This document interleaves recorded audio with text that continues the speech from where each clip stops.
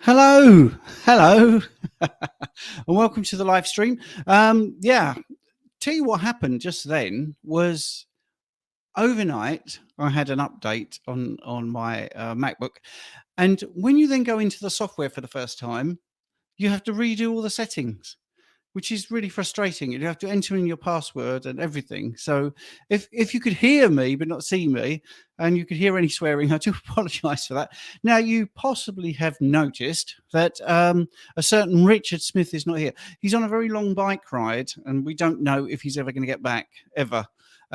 So if he's here in time for the live broadcast, that would be fantastic. If he isn't, I do apologise for that. So here we are. Let's have a look. So we got our regulars. So Matthew has posted a question here. Happy Sunday, Stephen and Richard. Lewis Colbert, a former bodybuilder with 21-inch arms, recommended supplementing MSM. Are there any benefits when eating a standard Western diet or as a carnivore? Well, I always feel that I would only ever supplement once I have got to the point where I'm not getting the gains that I want. And I haven't had that on carnivore ever. And I certainly did when I was high carb. So I'm not skirting the issue there of the MSM. I just feel that it's probably not needed until you're really, really stalling. And even then, I think it's doubtful. There's possibly more you could do. I was looking at things like MTOR. We were going to talk about it, Rich and I, and the misconceptions around it. So we might talk about that in a minute. But I just want to sort of double check that Rich hasn't messaged me on my Instagram. So I do apologise. Not particularly efficient, but like I say, I do want to see if he's coming in. Otherwise, I'll just get on with it. And I do thank everybody for turning up. Where are you watching from? That's one thing I'm always interested in. I think I haven't heard from Rich, so we're going to have to accept that possibly he's not coming for the foreseeable future. Maybe in a few minutes, I don't know. Right, yeah, going back to supplements, and it would be a great question for Rich to answer because, you know, running a supplement company would be pretty good to hear from him. So we'll come back to that one. Matthew, we'll dial back if Richard turns up. But yeah, I just want to go back to that point. I don't think you need to supplement. Yes. Now, you said a bodybuilder with 21-inch arms. Well, yeah, it's worked for him. So that's the main thing. I feel I'm definitely convinced actually about supplementation that you don't necessarily need to do it for carnivore. I did use Stem Enhance for quite a while, and that was handy. That was nothing to do with nutrition. That was more to do to try and kickstart my basic stem cell production from my marrow. So, and that really did work. So that's the only supplement really that I would recommend. I think that quite a few people now are getting into the Stem Enhance. I think that's quite good. So yes, now Matthew, you have another question, which is really interesting. It would be awesome if you could do a podcast with Dorian Yates sometime. Now this is very interesting because I've just done a interview with Alan Reeves, who works with Dorian Yates a bit, doing this DY HIT exercise thing, and I did mention to Alan that I would quite like to get Dorian Yates on. When I did my bodybuilding show, my one and done in my 20s, Dorian Yates was a huge influence, and actually my training partner, who also competed, went on to be Mr. England, natural, both of us were natural, did his thigh shake. You know, you wobble your thigh and then you pull your muscles really tight when you're posing, and it looks particularly good. So yes, and I'm going to dial back to your supplement question, because when I did my bodybuilding tournament in my 20s, high carb and all that, yeah, I looked okay. There are pictures somewhere of me competing, which I might try to find, but it's very difficult when you're on your own because you end up looking at the top of my head as I try and find it on my computer. But when I went carnivore, so I'm in my 50s now, first thing I noticed was my testosterone went up 30%. And that was just diet. There was no supplementation whatsoever needed for that. And then I've just realized my camera's the wrong way around, so it's not mirrored. But anyway, and then so yes, so in my 50s, in my, I think I'm 57, I gained 9 pounds of muscle. when I went over to the X3 way of working, and my testosterone went up 30% at age 55 in the first 3 months of Carnivore, going from keto to Carnivore. So no supplements involved there. I think you've got to really push yourself and get to absolute extremes before you really do need to supplement. So that's just there. So Carsten, thank you. Hi, everyone. Dorian, yeah, big fan. I think he's great, actually. I kind of sort of prefer him now than when he was around, when he was winning the 6 Olympia titles in a row, I think. I just prefer the way he talks now. But anyway, right. Hand pink waving. I don't understand that, but that's because I'm an old fart. But anyway, I'm sure it means something. Right. Cami, she's from Sweden. Hello there. That's good. Phil Richardson, I think, is from Scotland. Right. There you go, Phil. Looking up there in Scotland, all windswept and interesting. Hi. Still getting through the 24-hour podcast, nearly halfway through. It's amazing, guys. Well done. Great guests, great information. Yes, I mean, the guests were amazing. And actually, doing the edit and doing the hour segments, I realised that I was slowing down after about hour 12. In fact, just editing the one with Serena. I'm not actually editing. I'm adding some timestamps to Serena Music and Delighted to Meet You. I feel that I'm speaking a little bit slower, actually. And then I think I pick up the pace. But I did stand for the entire time. So, yeah, thank you, Phil. If you haven't seen the hour segments, they're on my YouTube channel. And this is live on YouTube, so you should be able to find it. I have got a playlist of live streams as well. So thanks, Phil, for that. And they were all amazing. It was nice because I heard another podcast with Colt Milton, the composition consultant, and a couple of other people who are new to me.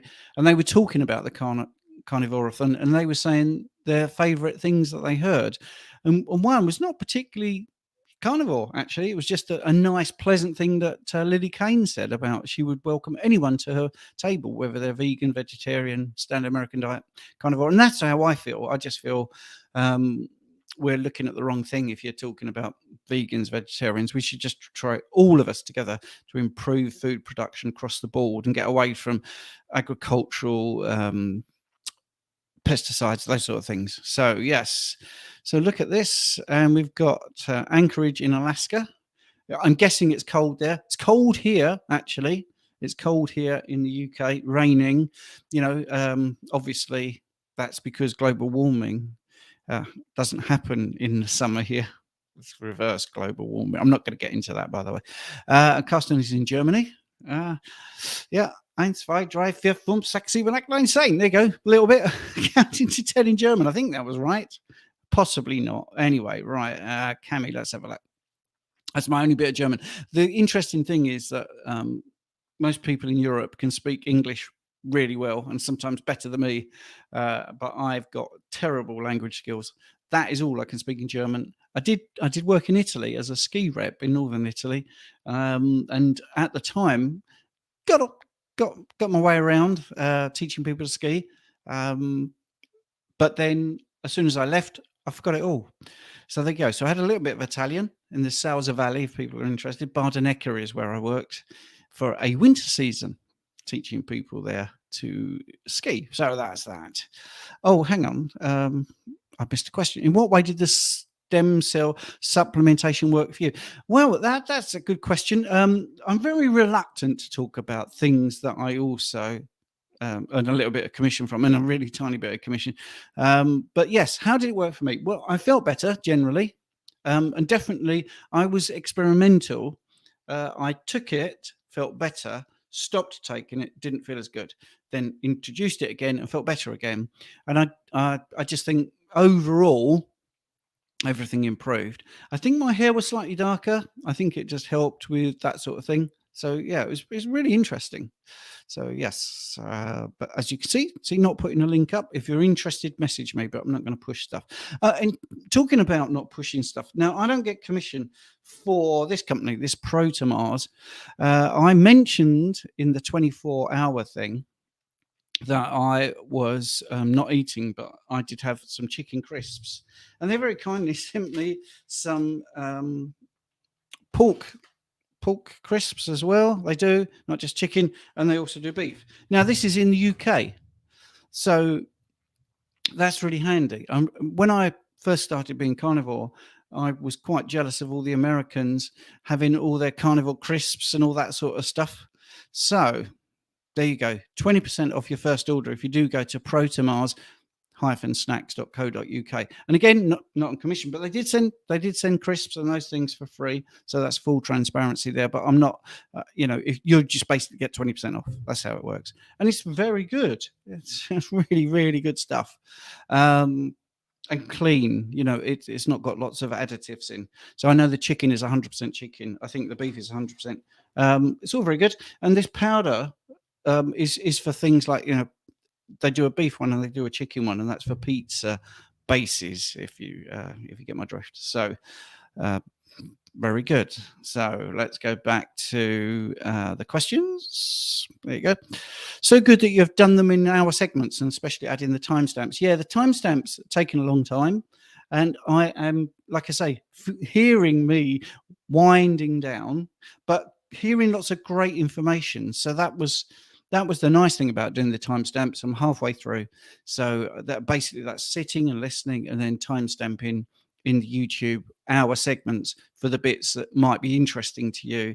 If, for instance, we got somebody on talking about bodybuilding, but you don't like that, but you're interested when they start talking about protein or protein to fat ratios, then you can click on there. And as I go over the next few months, I will make them more and more detailed, but I'm just trying to get the content out. But thank you, Cami. That's good. You're a big supporter. Right. And Jari is from Finland, and I'm assuming speaking, hello. I don't know how to pronounce that. Yes, and yes, Cami says there she wishes she has carnivore crisps in Sweden. Well, yes, that was one of the things that, like I say, I was very jealous of, was seeing all the American carnivores having, carnivore crisps and carnivore bars. They definitely have more choice when it comes to snacks and things like that to just make life a little bit easier being a carnivore. So partly what I want to do is I want to get to the point where everything is very much the UK based, maybe European sort of way of doing things, and talking about the things that carnivores in the UK can get that other people maybe have missed, because basically it's very, very expensive. So let's just flip the camera, shall we? Yeah, that's better. I feel a bit better now. Yeah, so that's thrown me doing that, literally.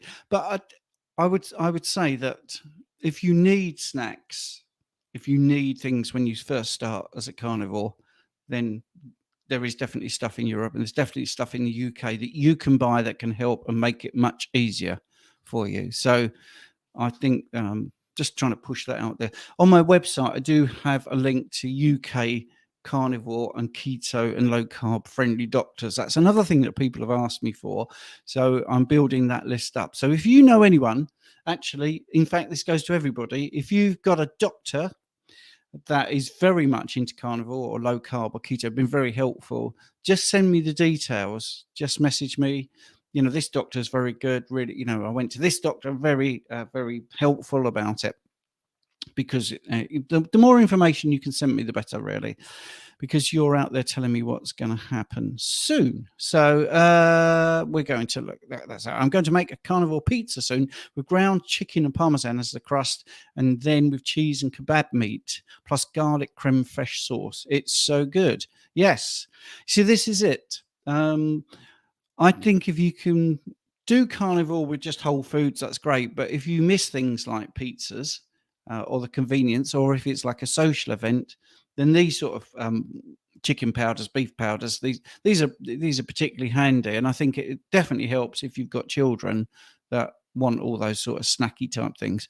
So yeah, so we're not hearing from Rich. He's got the invite to come into the studio, but sometimes, when he's out on his bike, he can't get it straight away. So I'm going to have a quick look, see if he's there, but he isn't. So the other thing that I wanted to talk about from the Carnivorathon is I've also done my audio podcasts. So if you have that thing with YouTube where you've got your mobile device and you're walking around and you can't hear it because it doesn't work with the lock screen on, you have to have the screen alive. You can either buy YouTube Premium, which I don't recommend necessarily for that one thing, because if you're just listening, you're not looking at the screen, you might as well just do an audio podcast. So I've converted all of them into audio podcasts as well. Today I did an interview. So the final thing I want to talk about, all that sort of stuff, is I'm still doing my success stories in the background. So if you're interested in weight loss journeys, fat loss journeys, if you're looking, health resolution, the one I've done edited today is absolutely cracking. The guy has lost, well, at the time we did the video, he'd lost 243 pounds, and now he's up to 262 pounds. The photographs that he sent me, the before and afters, are absolutely phenomenal. You might have heard of him, the Intentional Carnivore, Sean White. It's just amazing, the difference. But he reversed fatty liver disease. He reversed his diabetes. He's lowered his blood pressure. He was on 3 medications for that. That's come off. And this is in a very short space of time. He did lose the 243 pounds in the space of 1 year. So the photographs are amazing. I've done some before and afters. I mean, his website is also full of those pictures. So his journey was very inspiring. So that's out. I think around the 2nd of August on YouTube, but the podcast will be a bit sooner than that. So the audio podcast of that is around. So it's nice to see you, Phil. I've got an incredibly itchy nose. I don't know why. I make a pizza base with ground beef rolled out with parchment paper. So that's good, isn't it? That's a good tip for pizza. And you listen to my podcast on Spotify. Yes. I mean, the reason I call my podcast the Carnivore Experience is because I thought, well, the only person that uses experience is Joe Rogan, and he seems to have quite a successful podcast, the Joe Rogan Experience, obviously. So I thought I'd call it the Carnivore Experience, but you probably spotted that. I'm not actually filtering out the comments. I'm just putting them on. So yeah, Cami, she never does stuff normally like pizza, but sometimes it's good to have that kind of option. I'm going to do dairy-free soon, so I just wanted to have that pizza before that. Haha, yes.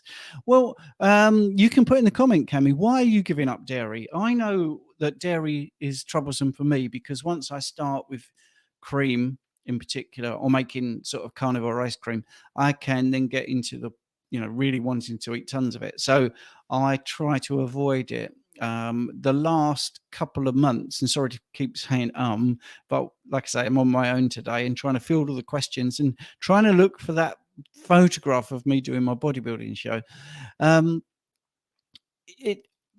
It's that sort of like keto. It keeps your foot in that sweet taste, which keeps that sort of sweet craving going. And I find that dairy can make me want to overeat it. So nothing beats a fatty piece of red meat for me, ribeyes, and I do like pork belly, that sort of thing. But the problem is I'm not rich, so I can't afford that all the time. So the ground beef I've just made, or myself and Jane have just made some lamb mince with mint from the garden, sort of burgers. So the ground beef and all that just keeps the cost a bit more affordable. So yeah, I can't find my appearance on the bodybuilding thing without looking down at my computer. So I'm going to have to do that and take my eyes off the screen for a bit. So I do apologize if you see the top of my head, and I will try and find my bodybuilding thing. So bodybuilding, I'm just searching it here for people that are interested. Oh, that might be good to have a look at. Hang on then. I just might be able to get that on the screen. Yes. Oh, I look quite puny compared to now. That's really interesting. So let me just get this up on the screen. And yeah, so let's do Cami first. She's just saying she still has some thyroid antibodies, so maybe they will go away if I go dairy free. Yeah, I think that is definitely something that's pretty common. I think when you come off dairy, it does help some people that have got issues with thyroid antibodies hanging around. So yeah, let's just do a share screen. Oh, wow, very amateurish today. I do apologize. So let's present and get that onto the live stream. Screen share. This is just a window that I'm going to share. You can see it's an actual show. So that was me there in my 20s. So nice bicep, and obviously serratus there. And I think on the stage you can see that I have got a six pack and my thighs are all right. But it was a natural show. It wasn't professional, so don't compare me to people like the composition consultant or Colt Milton, certainly not Keto Savage, who is looking like a beast at the moment, looking amazing. But that was when I was natural and I first started bodybuilding. And I think actually as I got older, I like my purple pants there. I think as I got older, I have understood training a bit more than that. This won't be on the screen for much longer. That's me there, 100% natural. Quite like seeing me in comparison to other people. I think I did all right. I mean, this guy's got no legs here, really. So yeah. Anyway, let's get rid of that. So that's it. That was me doing my bodybuilding in my 20s, and there is pictures of me in my at 55. And I definitely look better just on meat and training in a different way, training a lot less actually, doing 10-minute workouts 3 to 4 times a week.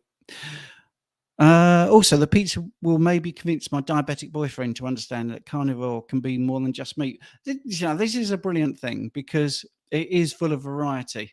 And people that complain to me that it's not full of variety, the first thing I say is, well, what did you have this morning for breakfast? And they will say invariably some sort of cereal or toast. And I'll say, what did you have the day before? And before you know it, by the third, what did you have the day before? They'll say, well, actually, I do have cereal every morning, but it is a different cereal. And at the weekend, I actually had this. At the weekend, we have healthy cereal, which is almost exclusively what cereal is. Unhealthy, so I said, so you're admitting that the Monday to Friday ones are unhealthy by saying that the weekend one is healthy. And they didn't like that very much. And I would say I eat more variation because it's just broadened my horizons. So yeah, I never had a ribeye until I was 55. And obviously pork belly, which I mentioned, bacon, eggs. Then you can have salmon, tuna, mackerel. You can have prawns. I have crab meat. I have chicken. I have duck. I have cream, obviously. And then there's different variations, isn't there? How you can cook stuff. You can have like scrambled eggs or poached eggs, so they get the variation there. Basically, you can make it as interesting as you want. Fatty lattes for a drink, bulletproof coffee. There's loads of things that you can do to mix it up and make it really interesting. On my YouTube channel, you can look at what I eat in a day, and I think you'll find there's over 100 videos on there, and I don't really repeat much. So yeah, it isn't just meat. That's right. Going back to the live stream, the 24-hour, I had a few people say, well, how are you going to stretch it out for 24 hours when all you're going to tell people to do is to eat meat? And I did say, actually, there's more to it than that. There are not many facts. So people that have tuned in for Richard to get all sciencey, I do apologize. I've just filled in the questions. How was your workout? How many sets and days a week? Right. Okay. Well, I'm going to just push this door too because my workout is on there. I can't really move the camera. But I used to do a push workout and a pull workout. So the push workout was 1 set of chest press, but with the X3 bar. But I got up to the elite bar, the orange bar band, I should say. So for those that don't know, I've got that hanging here because it's all here. So again, not advertising, but that was what I would chest press with, and I would do till failure. So I would do up there. I've got 28 was as far as I got on the elite band. So that would be the first one on my push. 1 set, no warm up, straight into the chest press. Then I would do overhead, where I got to band number 2, and I did 19 reps. Then straight onto tricep, and that was 28 reps. Band 4, the one under the elite, and then I would squat, which would be 30 reps. This is what it says here. And that was band 3. I've got pretty good legs from being a footballer, actually. So that was it. So that was, let's say that was Monday, and then the next day I would do a pull workout. So that was a deadlift.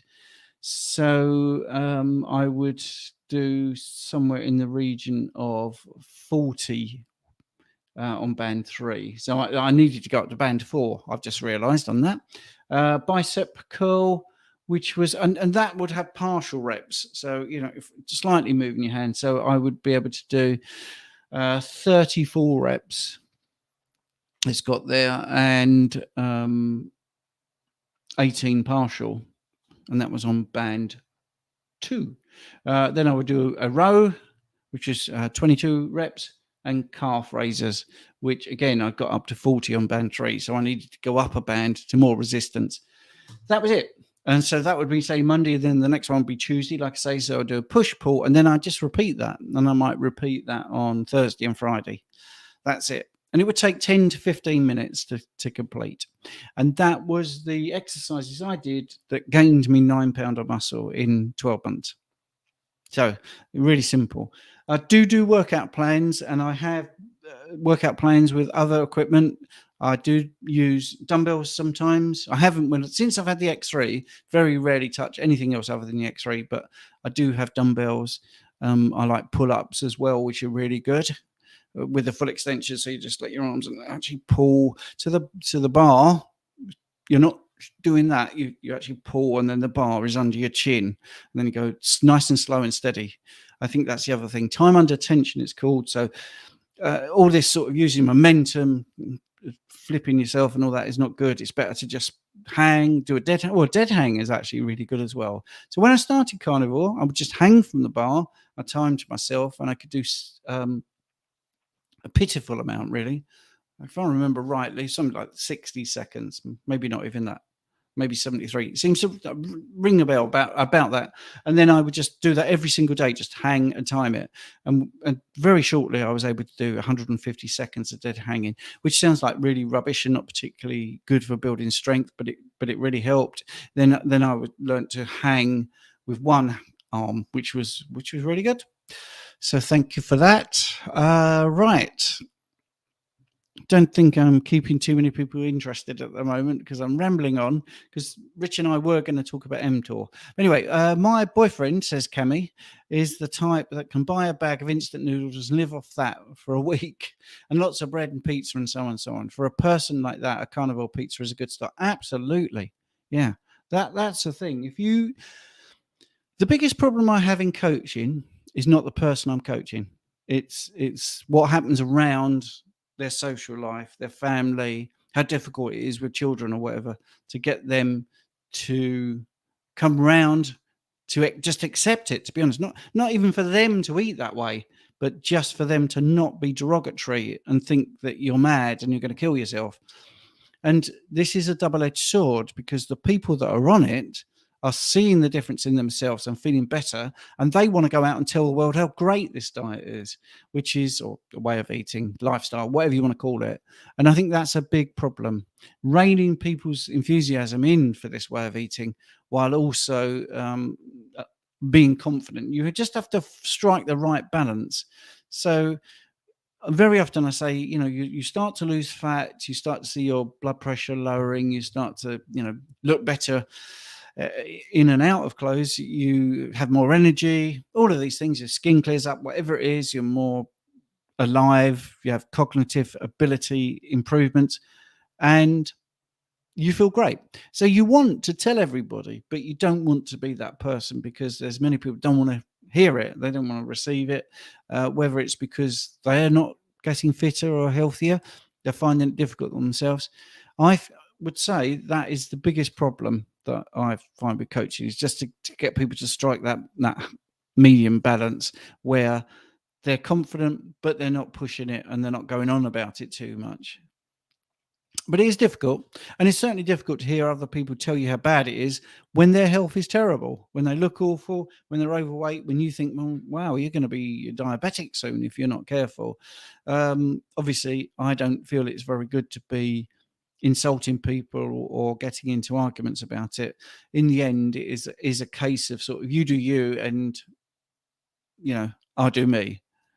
So that's what I would say. And I think most people that I've coached after about 6 months, because they have improved so much, the tide turns, and then you get the stories of, well, yeah, actually my wife's doing it, my sister's doing it, my dad's doing it, so that happens all the time. If you stick with this and you get better and you get off your meds, then you tend to find the people that have been skeptical do eventually come around to that way of thinking. Biggest difficulty is then going out to sort of mainstream medical providers who don't understand the carnivore diet or like the bloods. One of the things is being a carnivore, low carb, keto person in the past and a qualified phlebotomist. I understand the bloods are different if you're carnivore. And also, that's one of the things I was going to talk about with the MTOR, by the way, is when people are worried about that because of possibilities of promoting cancer growth and all this sort of stuff, because you're eating so much protein. But it isn't really protein that stimulates it. It's more to do with insulin, and insulin actually stimulates mTOR by 2 to 3 times the amount, which is shown in studies. But we'll talk about that next week, maybe with Rich, because that's the thing we were going to do. Oh, yes. Well, this is what I was saying, Lewis. The only thing I know about mTOR is that the longevity community are scared of it. Yes, because they don't understand it. It's a growth pathway. And because cancer is a thing that grows, they seem to think that mTOR is problematic. But if you didn't have the mTOR pathway, your muscles would waste away. And muscles include things like your heart. So you have to have it.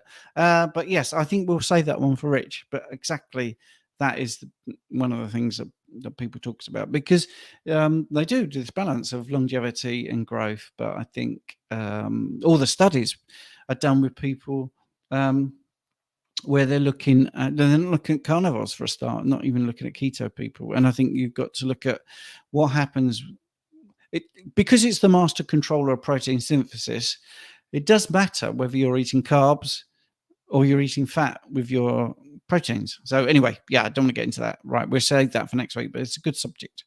TLV, I've been carnivore for 4 weeks now, but I'm struggling to stop eating chocolate.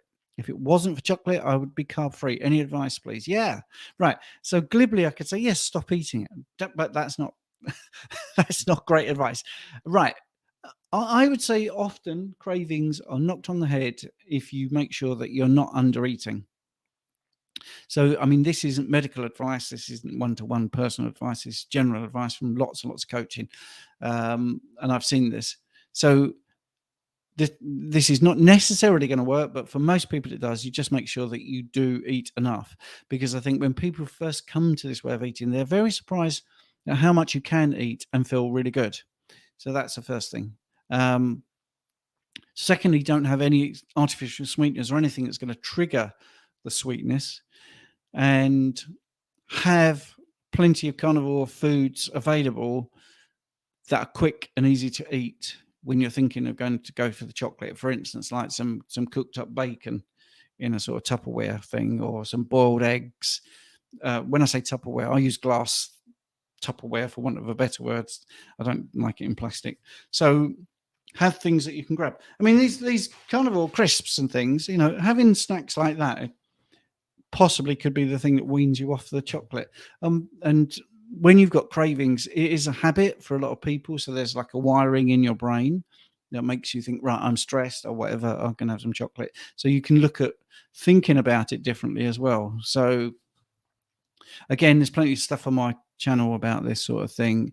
And a couple of people in the 24-hour live stream talked about addiction very much. So Dr. Sarah Zaldivar, which I think is episode 8. And you've also got Pim Jansen, which is episode 13, I think, talks about addiction. Natalie E. West, which is around hour 20. She also talks about these sort of things. So yeah, there's plenty on my channel to have a look at. But under eating is the biggest problem at first. Hopefully that's helped. And of course, coaching, you could look at coaching. Drop me a message, and if you wanted like half hour's consultation, that can help as well, because it could be some other things that are triggering the addiction. Yeah, so Cami back to her boyfriend. She can't badger him too much because it just makes him more resistant. Yeah, absolutely. If you keep going on about this way of eating, that does make people go, no, no, no, no, can't hear you, can't hear you. So, yeah, I would definitely say let people come to you, not the other way around. He does complain of his health problems and that all of his medications are so expensive. So maybe I can get through to him soon. Yeah, and this, Cami, is the thing I was talking about. It's really frustrating, especially when people are on diabetic medications, and you think, and certainly on type 2, where it's pretty nailed on that low carb's going to help. And I know that's quite a broad statement, but I've yet to see it that it hasn't helped someone who's diabetic. So it's really frustrating because you just want them to do it. And I think, yeah, monetary value of medications and saying, look, just imagine you didn't have to spend that money. What else you could spend it on? Maybe that could work. Many years ago, when I did NHS smoking cessation courses, one of the things I did was, because we were doing with younger individuals, was like a barometer or thermometer sort of thing, and how many packs of cigarettes, what else they could buy. So if you'd spent the whole year on a certain amount of packets of cigarettes, you could have bought a PlayStation or something. So depends what floats your boat, really. But anyway, right. So I think that's probably enough from me. I'm really going to say thank you for everybody that's tuned in. Hopefully Rich will be back. Well, let's hope he's back from his cycling tonight. But yeah, let's hope he's back next week for the live at 5. I really hope he is. If there's going to be a problem with the 5 o'clock Rich being on, I'll try and give you advance warning, because if you've tuned in hoping to hear Rich when all the scientific stuff, then obviously he's not been here. But I think his race started about an hour later than it should have done. So that's scuppered him a bit. And of course, as I've said, I'm going. There's a couple of messages, but very quickly, let's have a look. Carlston has, I just had coffee with a vegan and vegetarian friend. They don't understand that agriculture is the worst that's ever happened to our health and the animal kingdom. No, they don't, sadly. How they cannot see that monocropping, you know, if you look at a cow in a field, all right, it's gonna trample in the dung, and it's gonna have birds around there. It's gonna have other animals. You know, there's gonna be trees. There's gonna be, you know, which is another thing. You know, trees suck in all the carbon dioxide, don't they? Make it into oxygen for us. You've got this wonderful insects, bees, everything, birds, all of that. Imagine a monocrop. Well, what does that actually mean? It means exactly what it is: a monocrop, one crop. Everything else is just gone. No insects, nothing. There's nothing. They're just wiped out.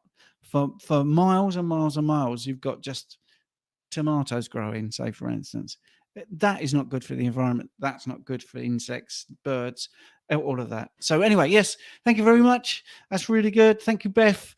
I've seen you before. You just cooked up 2.5 pounds of beef in burgers to eat them for when I'm hungry. Yes, exactly. That's it. Just have lots and lots of things. Going back to that chocolate question. Thank you, Beth. Have lots and lots of things ready. And yes, Lewis, Richard is well. He's just caught out by a very long race. Right. And it's really strange. I was going off because there was no messages, but Northern Stitcher says maybe show your vegetarian friends some videos on oxalates. Yes, I personally, yes, I think that's great. But I also, if they're interested in animal welfare, I would get them into looking at what agriculture is doing to the animals. Yes, just birds alone. Agricultural pesticides killed 672 birds, just birds alone last year. So anyway, thank you so much, and have a great week.